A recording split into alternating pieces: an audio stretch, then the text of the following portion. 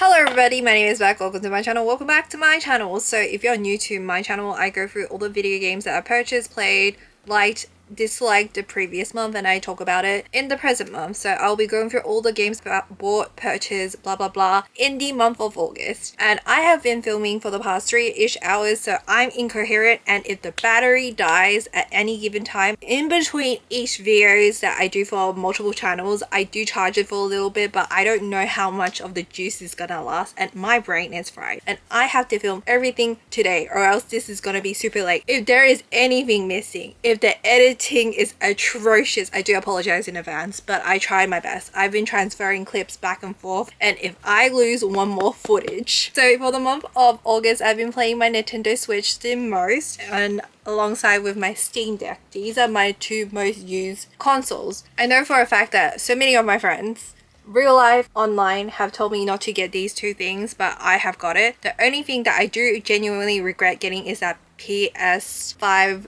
remote controller thing. That was a waste of money, but these two made back the money. Girl math. I'm girl mathing this. The cost per wear, the cost per use, it actually makes sense for me because I've been consistently using these consoles. And in terms of the Nintendo Switch, I've been playing so much Tiny Bookshop. If you couldn't tell by now, I am a reader. These aren't props.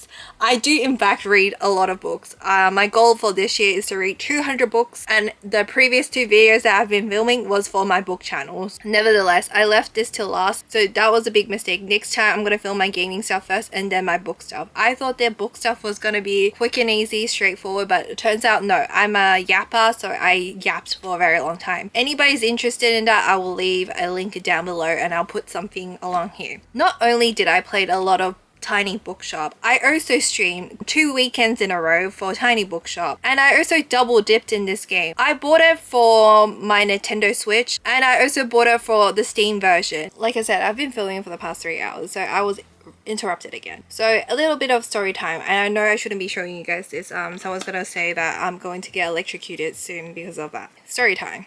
Side note, my neighbor's kids, they were going through it yesterday night and they were screaming on top of their lungs, and this is a normal occurrence, nothing too worrisome. If it is, I would actually notify the authorities. I am not one of those bystanders. I would do something about it. He was having a meltdown, so I was listening, and it has something to do with Roblox. Didn't realize a lot of people were playing that, but I do not play Roblox, so story time ended. Nevertheless, I had to wait until another one of the yelling fits were to stop, so now that I can continue. It's tough to be a parent in these modern ages, that you have to not only monitor their day-to-day life but also their media consumption. I do feel for you guys, and that is why I don't want kids, because I can't even take care of myself sometimes. Anyway, so I did stream a lot of Tiny Bookshop and I love it. I double dipped, and you know, in last month's video, if you're a returning subscriber of mine, you would know that I got a $30 gift card from Game Park as a birthday gift, and I used that $30, exactly $30, to buy another copy of Tiny Bookshop. I love this game. It is so cozy. This is the coziest management sim game. If you don't even like books, I think this will work out for you. Like the title suggests, you run a tiny bookshop in a caravan situation. So you can sell about 100 books is the maximum capacity of what you can really sell in one gameplay. There's storylines, like multiple locations that you can sell in a small seaside town, and you get to learn about the villages, the citizens' lore. It's just great. I love it. If you want a game that you can kind of shut off your brain and also at the same time have an objective to hit, because if you do certain tasks, unlock certain characters' background stories, and this is the game for you. I also want to pick up another indie game along the veins of this. It has been the most consistent game I have played in the month of August, and before I bought Tiny Bookshop, I also played Coral Life for the very first time, because a lot of you guys have told me to pick it up because I'm a big Stardew Valley fan, but that is on my Steam Deck, and I was living my best life in Coral Life. However, the moment that I bought Tiny Bookshop, it was over. I did not play any other games. When I was not streaming the game, I was playing it on my Switch version. I do prefer it on the Switch. Unfortunately for me, for whatever reason, I'm pretty sure they would have patched it by now, but a couple of times the game has shut down on me. It's forced closed, but luckily they do autosave quite a lot. Pretty decent autosave feature. So that is what I'm really thankful for, but I don't really appreciate how it randomly closes. I don't know what exactly I did, but it's on the Nintendo Switch 2. Sometimes my device can get a bit hot as well, but I don't think that's a console. No, I don't think it's the software's issue. It's a console kind of issue. So I don't know what is going on. The second game that I have consistently been playing is the Hello Kitty Island Adventure. So I not only double dip in Tiny Bookshop, I also double dip because I really wanted a physical copy for the Hello Kitty Island Adventure Deluxe Edition. Listen, okay, this was on sale and I finally got it for the Nintendo Switch, and I got to enjoy the perks of having the deluxe edition because of the Steam copy that I bought. That one, I just bought the standard version and I had to grind, and there is a massive difference if you've played the game and you bought the deluxe edition. If you are super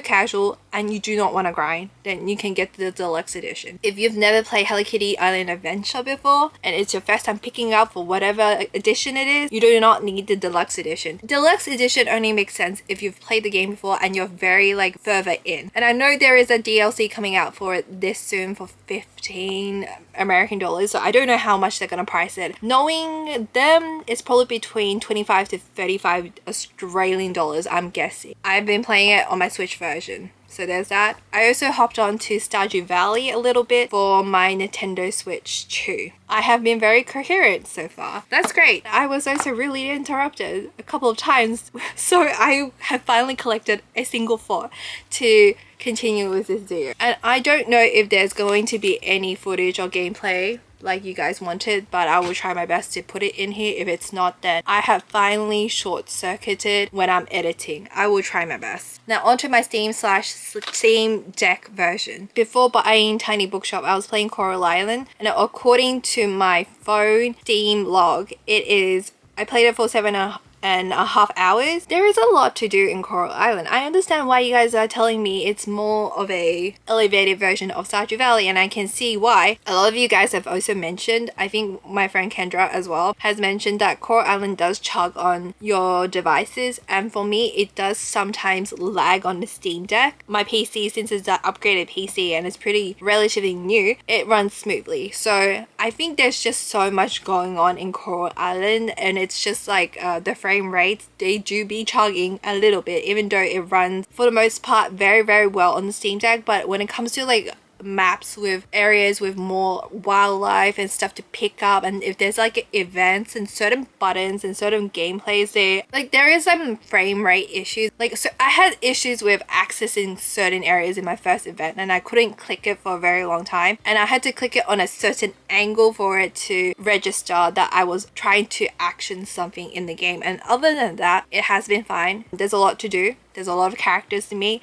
There's a lot of goals and objectives, and it can be overwhelming if you're new to it, but I like to be overwhelmed. I love some fetch quests, and there's like so much to do. And if that's something that you want to do, then it's great, because I know for a fact that Stardew Valley, Coral Island, is the type of game that overwhelms a lot of people. And to me, I love that management sim kind of vibe, and I like farming games. I like management anything, so it's great for me. I wouldn't say or categorize it as cozy, because it can be overwhelming and a lot to people. But for people like me, and if anybody's interested in the traditional farming games, then this is for you. I've also played Corner Pond and Fish to Dish Idle Sushi, which is like games that you leave on your desktop and let it run. I also updated Enzo, but I didn't play it because I know there's a free DLC, and I kind of wish I didn't buy Enzo earlier and I bought it like now when they have a sale and it's more updated. But I suppose the early investment I have towards it. And again, I play Tiny Bookshop. I also streamed a lot of it on Twitch. Love it. And I play Mr. Farm Boy, but I won't really talking much about it because I don't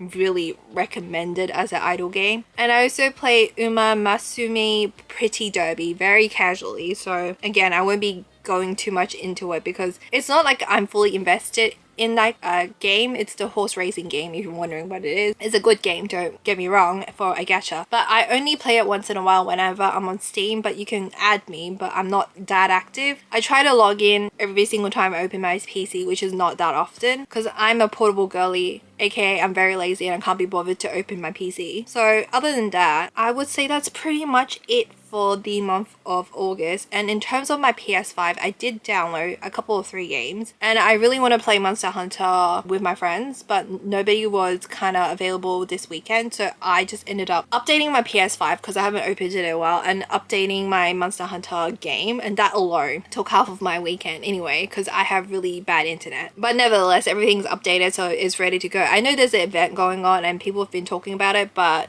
regardless, that's basically it. And in terms of mobile app games, I've been playing Love in Deep Space, and I've also been playing Bang Dreams. That's it. Like, my life is pretty much the same overall. I play the same games over and over again. That is probably why I have a significant amount of backlog in terms of my reading and in terms of my video games. And the only game that I can really think of that I want is mainly like Stories of Season Bazaar. I played that game back when it was on the 3DS, so I have played it before, but I would also like the remastered version. But I'm not like too worried or fussed about it because I have other games to kind of get me distracted at the moment. I do eventually want it, and I low-key regret not pre-ordering, but I just know for a fact that I don't need it, so I didn't pre-order. I also want to have Fantasy Life, but that's also one thing that I can wait. And another game that I want is in October is the Pokemon game, and that's basically it. I don't think there's anything else that I want desperately like I did for Rune Factory. And now that I've got Rune Factory, I wish I didn't panic bought it.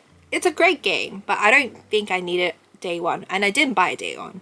I bought it later on, but I still didn't need it at this present time. It's a fun game, but I feel like it's a bit hollow at times. I don't know why or how to explain myself, but you don't really need it. Then again, everything that I have, you don't really need it at the present time. If you've got games to play it first. You don't need anything extravagant or extra on the side. There's plenty of games that I'm pretty sure you and I both own that we should probably play first before buying anything new. But regardless, the only thing I'm really looking forward to is the new Pokemon game. I'm one of those suckers that will continue to buy it unless it's like so broken that you can't play it, then that's a different story. But if there's any upcoming new releases that I'm not aware of and you think I'm interested, feel free to let me know, and hit the like button if you enjoyed this video. Leave a comment down below if you have anything you'd like to say to me. Hit the subscribe button to see more content from me. Hit the bell for notifications, and I'll see you guys in my next video. Bye bye.